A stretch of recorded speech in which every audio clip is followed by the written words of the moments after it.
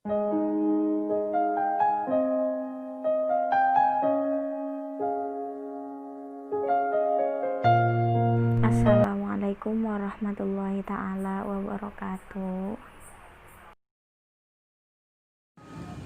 Natives of Sumenep have learned the legend of Jokotole by heart. They cherish the excessively dramatic and heroic story that is rich in mysteries. The legend has been recounted from one generation to the next that one needs to retell the story in a more existing way and make it into a book so that the next generation will never forget the important piece in the early day of Sumenep. Jokotole was born to a beautiful golden-skinned princess who lived in seclusion to meditate. In her solitude, she was only accompanied by a lady in waiting who served as her personal attendant. One night during her meditation, the princess fell asleep in the middle of pitch darkness. Under the stars that constantly pointed, she dreamed about a brawny and handsome gentleman.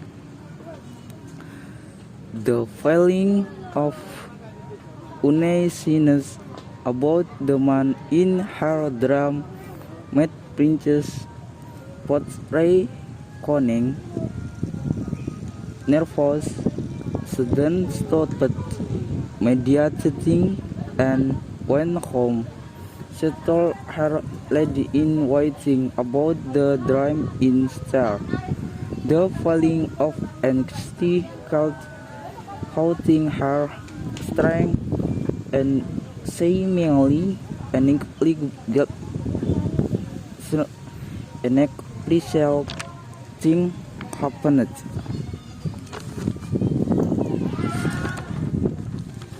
The princess' body, her belly inevitably got bigger and bigger as the day passed, so soon realized that so got frightened. Day went by month after month, her facial expression had noticeably changed that she and her lady in waiting called on longer to tell her pregnancy from her father king. Such a distract, the king finally discovered her daughter pregnant and was furious about it. He scolded her and asked who he on earth to make his daughter pregnant. Nevertheless, the king could not brood mindfully accept his daughter's explanation about how she became pregnant. King Stadity was ready to give her daughter a punishment. He was so angry that happened to her daughter how tarnished the family reputation. The rumor about Princess Potray Conning pregnancy had widely coursing among the people, including those who lived in the court. The king intended to give her the punishment of death. To conceal the secret, Princess Potrekoning was eagerst on the midst of forest by the king royal guard to escape from the king rape.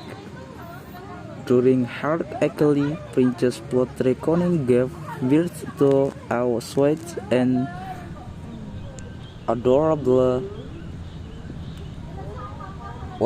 baby. In the midst of happiness following the birth of her son, feelings of guilt emerged within her disconcertment.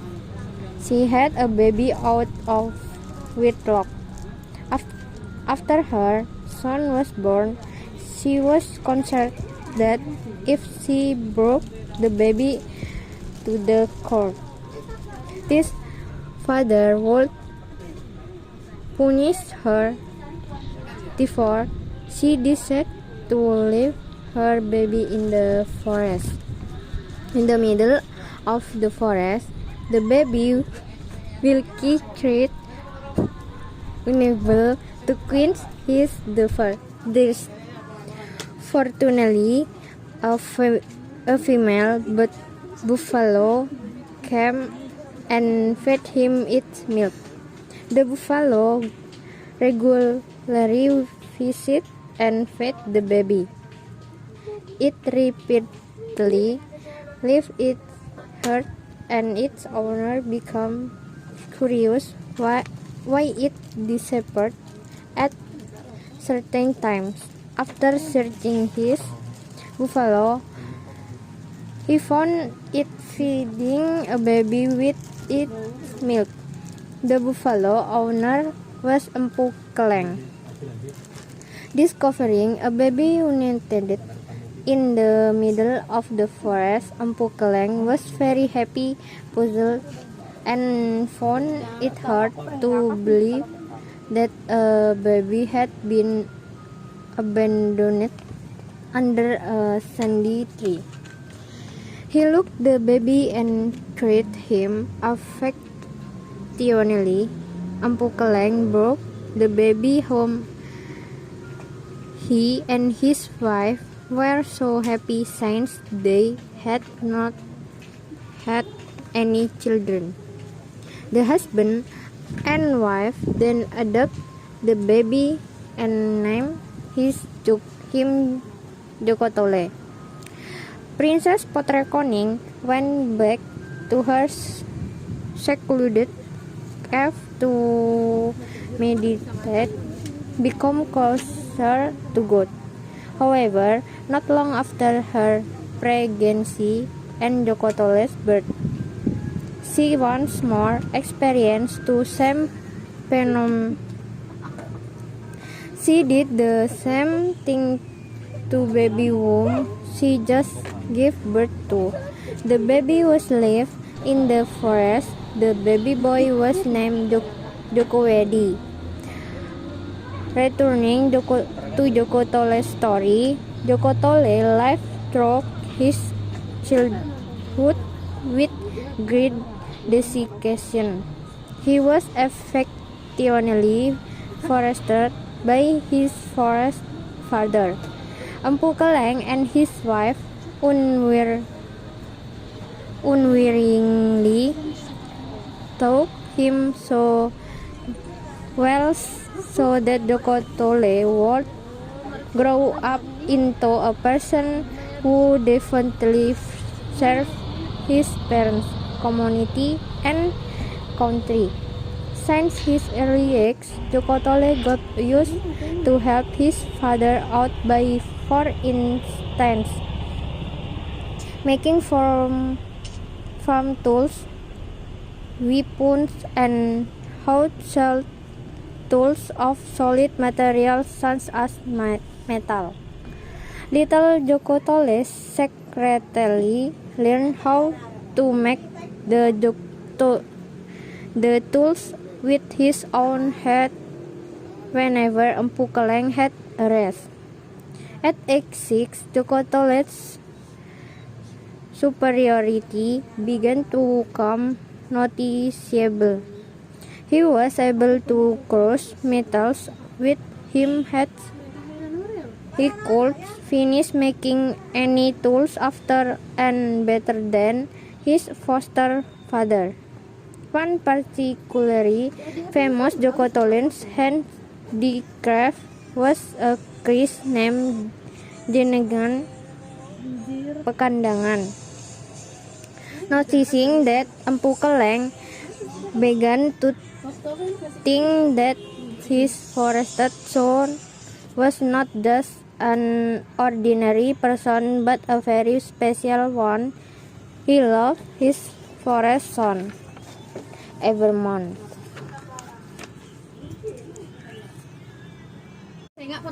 One day, Empu Keleng and some blacksmiths were invited by King Brawijaya VII from Majapahit Kingdom. The king commanded them to make the palace main gate. Empu Keleng went to Majapahit. His wife, on the other hand, became worried about his husband's journey. Their year had passed without any word from her husband. She thought that her husband and the other blacksmith might be very exhausted, that the job could not be punctually finished. She then decided to send Joko Tole to meet his father. Joko Tole then departed and passed through the southern coast of Madura Island, arriving at the coast by Jumiang village in Pamekasan. Joko Tole came across a sorcerer's eremit who was none other than his own uncle, Adirasa. Adirasa meticulously explained about Joko Tole's lineage and introduced him to his one little brother, Joko Wedi. Adirasa also have Joko Tole descend advises a black-winged horse called Megaremang, the Vegu cloth, as well as a whip that was a gift from his father, Adipodai. Joko Tole was also instructed about how to summon his uncle whenever he encountered difficulties. Lastly, Adirasa gave Joko Tole some jasmine to add as well as the procedure to use his supernatural power. This lesson would be useful once Joko Tole got to Majapahit. To join metals, Joko Tole's body must be burned so that his navel would secrete some silvery tin-like liquid. After that, Joko Tole must be poured with clean water to restore his previous condition. Since it would be impossible for Joko Tole to do the procedure without help, he had to ask Joko Wedi to accompany him. When Joko Tole and Joko Wedi arrived at Gresik Regency, the two found an obstruction by being stopped by some guards who watched over the nearby house. The guards were ordered to bring them to the palace in Gresik. The guards obeyed the order of their king, who had a dream that one of the two, either Joko Tole or Joko Wedi, had to be the king's son-in-law.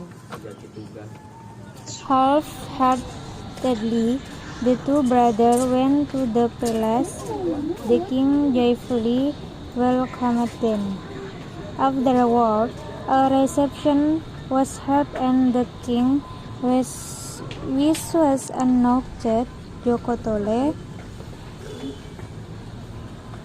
unwillingly consented to the marriage of his little brother and the king of Gresik daughter, and then continued his journey to Majapahit without company.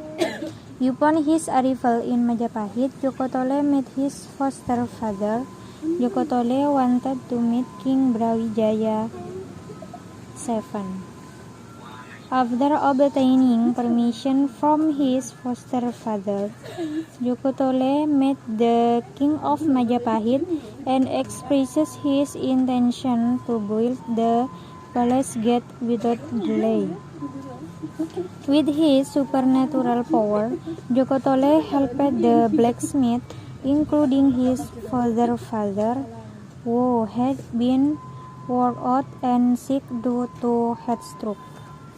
The gate was enormous and heavy, but thanks to his uncle Guiders, Jokotole was able to sit the gate upright and wield it. After finishing the Majapahit palace gate, Empu Keleng and Jokotole asked the king's permission to go home.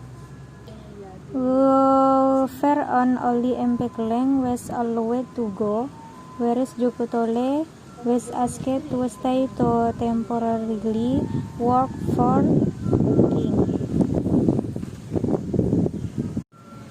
For his military service to Majapahit, the king married off Jokotole to Crown Princess of Majapahit, Dewi Ratnadi.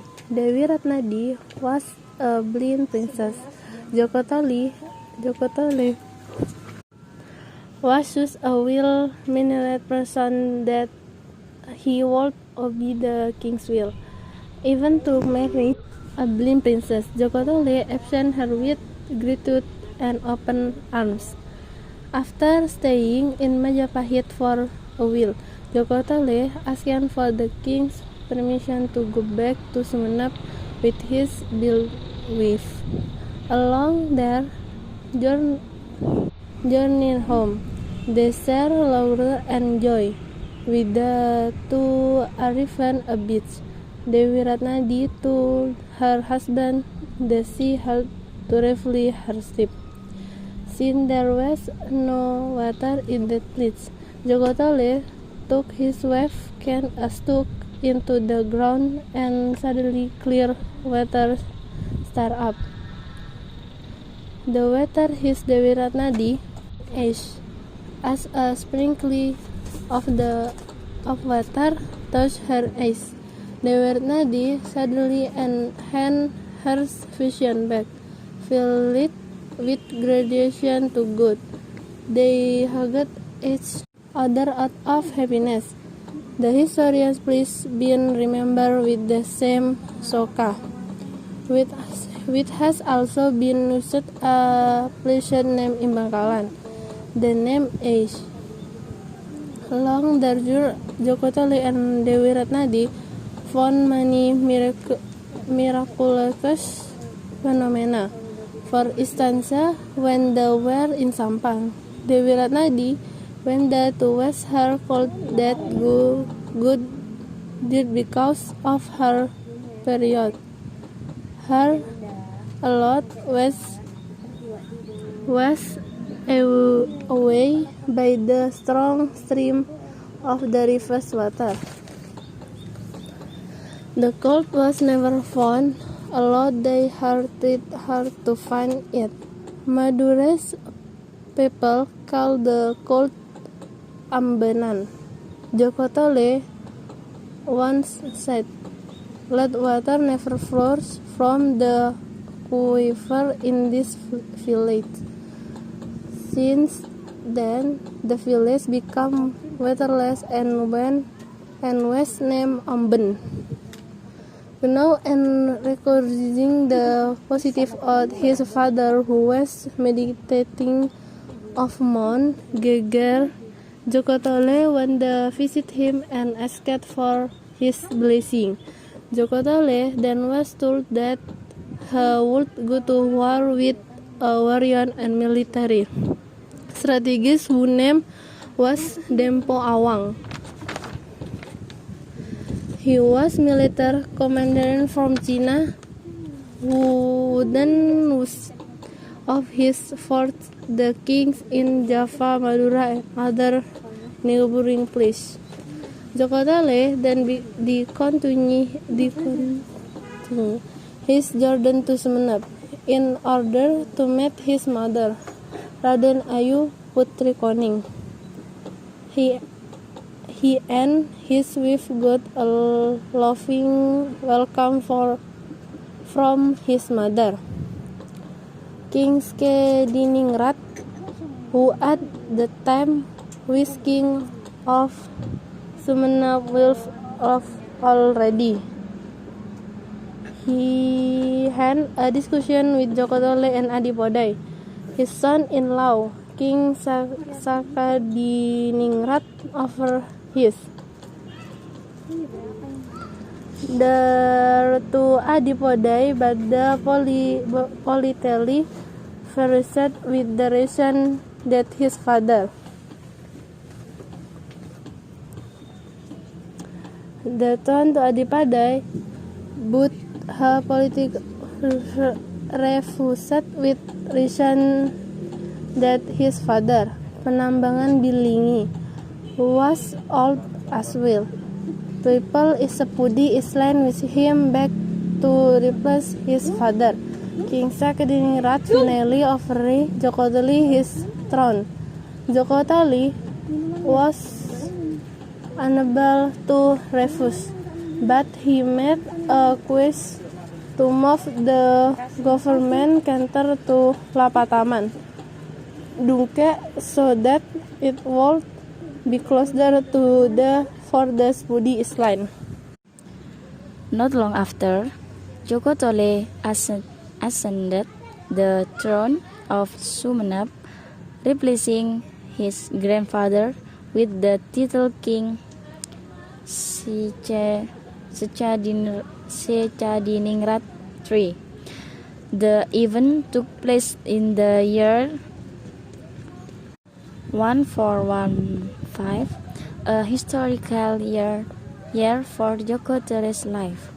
Joko Tole frequently went around and visited every village within his authority. He once visited Batu Putih Lau village in Batu Putih district. At that time, the people there were having a hard time to get clean water. Joko Tole's horse then started its feet, and soon after ground water flowed.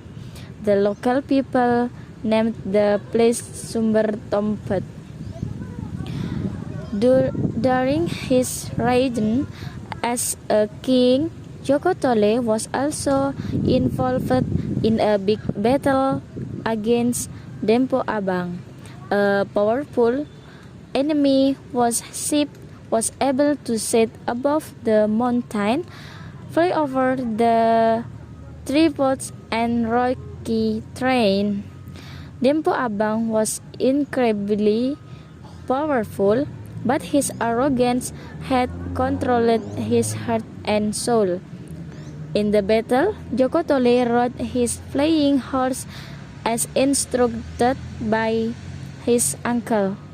When Joko Tole was fighting his opponent, he heard his uncle's voice that said, "Pokol, hit." He then strongly hurt his horse's straps when the flying horse raised its front feet. Joko Tole lashed Dempo Awang and his ship with his magical wife. Dempo Awang's ship and his troops were destroyed on a place that is now known as Bancaran. Dempo Awang's fleet fell to Ujung Piring, that is now a name of a village in Bangkalan. His ship's anchor fell down to the Socha district. From this battle, the flying horse with its white wings and his head looking backward and its two front with raised has become symbol of Sumenep Regency to this day. Although since working for Majapahit, Joko Tole actually had introduced the flying horse symbol through the gates he made. Joko Tole and Dewi Ratnadi had a son and daughter. Their son was Raden Arya Wiragananta and their daughter was Raden Bintara Dwiryapada or Sunan Padusan. The Sumenep people had a prosperous and peaceful life under Joko Tole's leadership. He ruled as the 13-year king of Sumenep for 5 years.